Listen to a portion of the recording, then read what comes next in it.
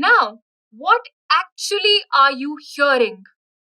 When the doctor places the stethoscope on the chest, what are they hearing?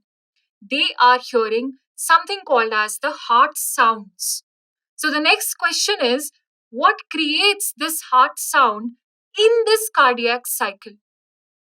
Okay, so the heart sounds are created due to the closure of AV walls and the semilunar walls. It's very easy. Closing of semilunar and closing of the AV walls, when they shut down, will cause the heart sounds. So you know that AV walls close.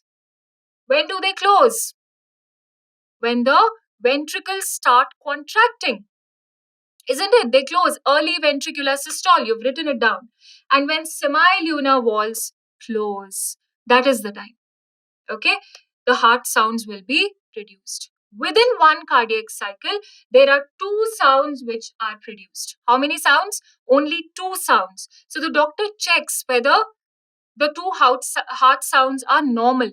Their rhythm is normal. Their sound is normal. Their pitch is normal. Because if it is not normal, that means our heart is not functioning properly. Okay, so the closing of atrioventricular walls produces the, you can write it down, first heart sound or the lub sound. It is a lub sound. It is a low pitched sound. Okay, and the second sound, which is caused by closure of semilunar walls, is the dub sound. It is a high pitched sound.